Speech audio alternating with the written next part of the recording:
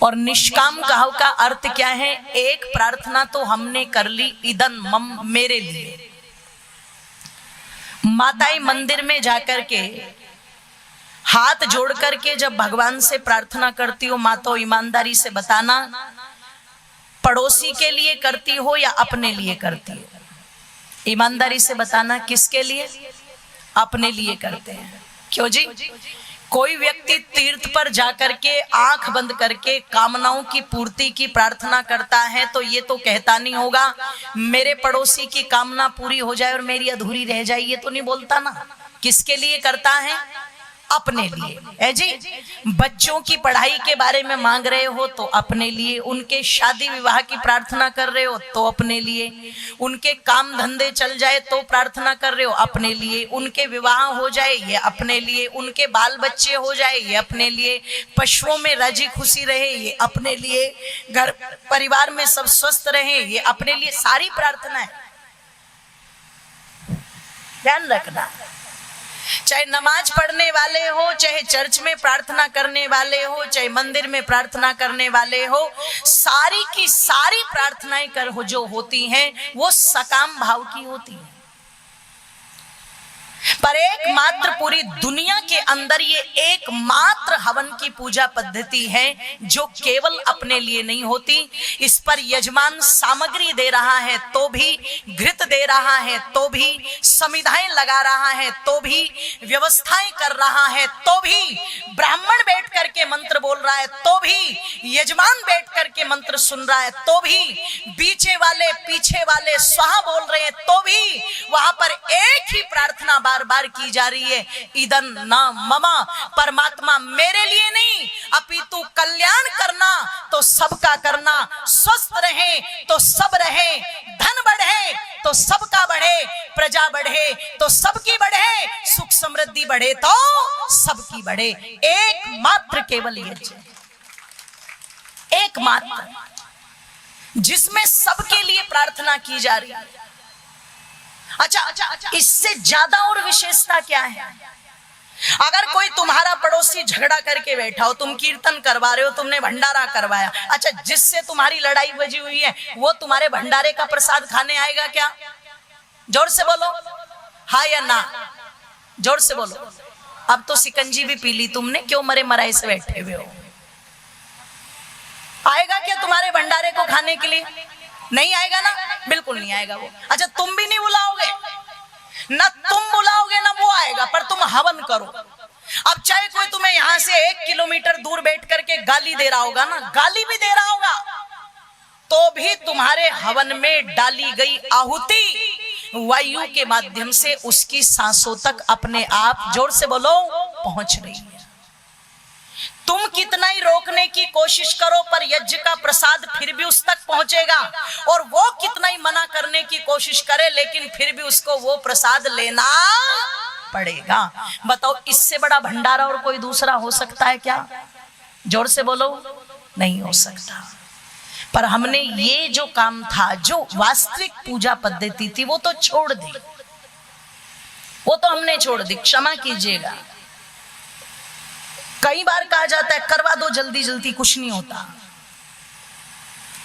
इन परिस्थितियों को देखते हुए, इन स्थितियों को देखते हुए, कई सारी चीजों को देखते हुए आज से कई वर्षों पहले एक संकल्प लिया था कि दैनिक यज्ञ हमें करना है। अगर ऋषि दयानंद जी ने यह लिखा है कि जितनी गंदगी अपने शरीर से निकालते हो उसके निवारण के लिए 16 आहुति कम से कम देनी चाहिए, तो मैंने कहा ये संकल्प तो लेंगे। कई साल हो गए, उसमें नागा नहीं होता एक दिन का भी, हमें दिक्कत नहीं आई। आप लोग घर में रहते और हम सब दिन यात्राओं में रहते हैं। अगर कोई कहता है ना बहन जी महीने में कितने प्रोग्राम होते हैं, मैं तो तारीख तो 31 होती है, पर ये सोच लो हमारे लिए तो ये महीने ही 35 और 40 दिन के होते हैं। आने का समय नहीं मिलता, घर बाहर अलग अलग जगह, अलग अलग रुकने की व्यवस्था, कहीं 5 दिन, कहीं 7 दिन, कहीं 9 दिन, कहीं 2 दिन, कहीं 3 दिन, पर उसके बावजूद भी एक दिन भी वो संकल्प टूटता नहीं है। और कोई कहे जी भारी लगता है, बिल्कुल नहीं लगता। घड़ी की सुई से मिलाकर के डेली मैंने कई बार देखा है 12 से 15 मिनट के बीच में दैनिक यज्ञ हो जाता है।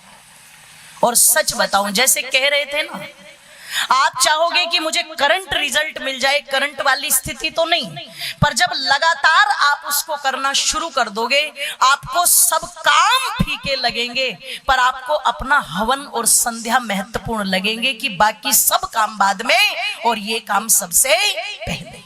मुझे सबसे पहले अगर करनी है तो भगवान की स्तुति करनी है, मुझे सबसे पहले अगर कुछ करना है तो अपने देवताओं की आहुति देनी है।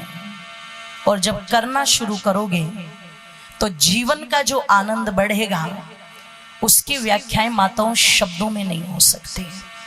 आज ये दुर्भाग्य है हमारा कि इतनी अच्छी विधा को हमें जबरदस्ती व्याख्या कर करके ये कहलवाना पड़ रहा है, हाथ उठवा उठवा करके किसको करो करो, नहीं तो संसार का सबसे श्रेष्ठ कर्म।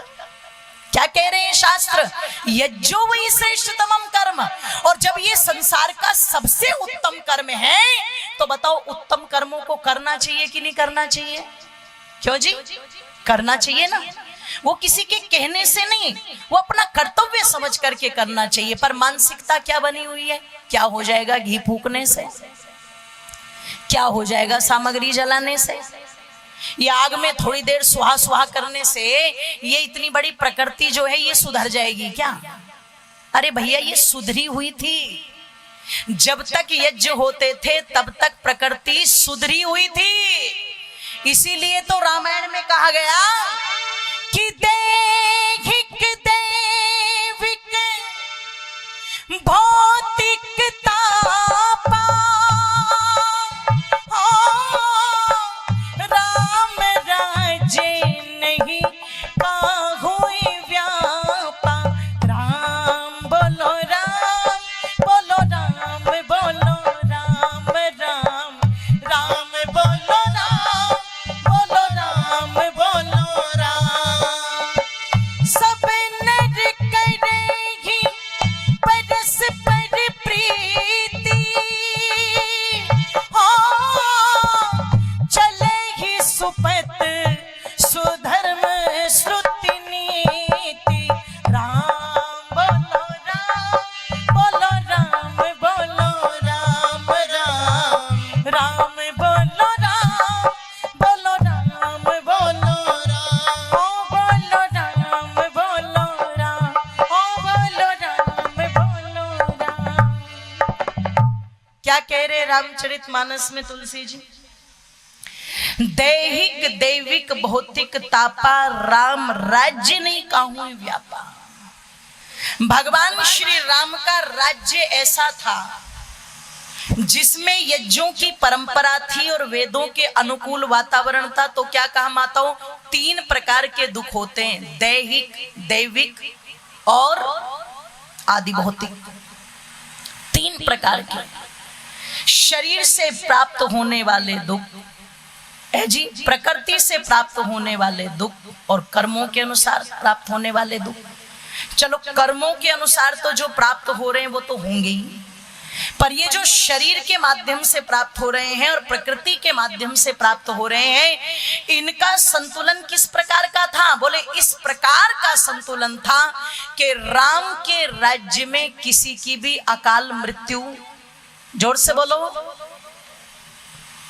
25 साल का नौजवान लड़का हार्ट अटैक से मर गया।